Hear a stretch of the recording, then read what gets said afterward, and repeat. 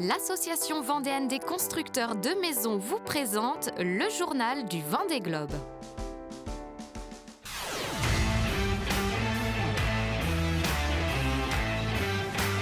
Et bonjour tout le monde. Il fait beau, il y a du vent. Ça glisse. En ce 17e jour de course, la tête de flotte poursuit sa descente dans l'Atlantique Sud à un rythme infernal. Le train des leaders à mi-chemin entre l'Amérique du Sud et l'Afrique reste emmené par la locomotive Charlie Dalin, portée par une dernière nuit à 23 nœuds de moyenne.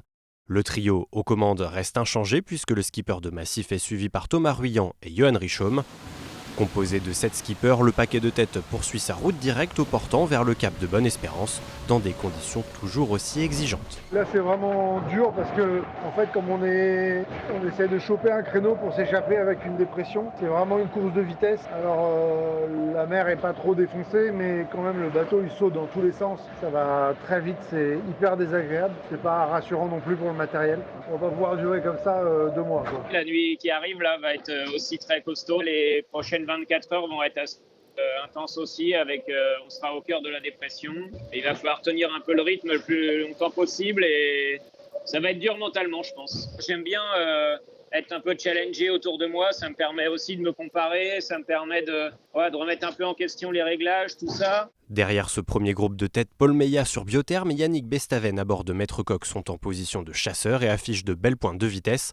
Et ce, même si le dernier vainqueur du Vendée Globe a lâché du lest lundi après un arrêt de 2 heures pour combler une voie d'eau. Là on vit comme un sage accroché aux branches depuis plusieurs jours. Ça bombarde, là le bateau il a 27 nœuds 5. Le moindre arrêt ici à plus de 20 nœuds de moyenne, je me suis arrêté 2 heures pour réparer, recoller. Et j'ai perdu 40 000. Voilà. La première partie de la flotte continue de s'étirer. Près de 800 000 séparent Charlie Dalin de Louis Burton, 18e. Dans ce groupe, les skippers doivent bien placer le curseur, entreavaler les milles à bonne vitesse d'un côté et ménager leur monture de l'autre avant l'entrée dans les mers du Sud. C'est un peu du rodéo. Mais bon, c'est cool, hein. Pourtant, les conditions sont géniales. La mer est un peu formée, mais pas trop. Le bateau, lui, va bien aussi. J'ai le temps de m'occuper de lui. On le fait avancer vite, mais j'essaye de ne pas faire de folie non plus. En deuxième partie de flotte, le retard accumulé s'apparente déjà à un petit gouffre. Dans une zone où le trafic maritime reste dense, les 19 skippers, en tête desquels figurent Jean Lecam et Éric Bellion, naviguaient ces dernières 24 heures à des allures moyennes comprises entre 9 et 12 nœuds. Cette 10e édition dévoile donc bien une course en 2 temps, celui des foilers et l'autre des dériveurs. On est en train de passer une zone où il n'y a pas trop de vent. Alors les copains de vent là, ils sont là. Et nous on est là.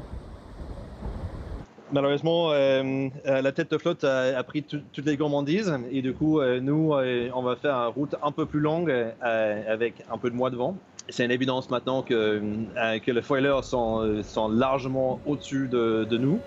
Pour la 5e journée consécutive, c'est toujours Charlie Dalin qui occupe la première place du classement provisoire ce mardi 26 novembre. Sam Goodchild sur Vulnérable pointe à 124 000 du leader.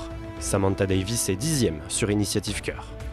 L'Allemand Boris Herrmann 11e, Clarisse Kremer 12e et la Suissesse Justine Métro 13e sur Teamworks Nef se tiennent à moins de 5000. Plus loin, Benjamin Dutreux est 14e. Unique IMOCA entre les deux groupes de la flotte, Isabelle Yoshke sur MACSF figure à la 19e place. Jean Lecam sur Tout commence en Finistère Armorlux est le seul représentant des bateaux à dérive à figurer dans le top 20.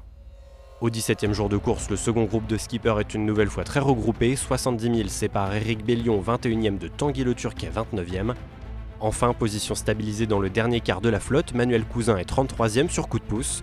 Le chinois Jin Kunsu et le hongrois Sabol Cheverutch ferment la marche en 38e et 39e position. Bonne journée à tous. À plus dans le bus. Ciao.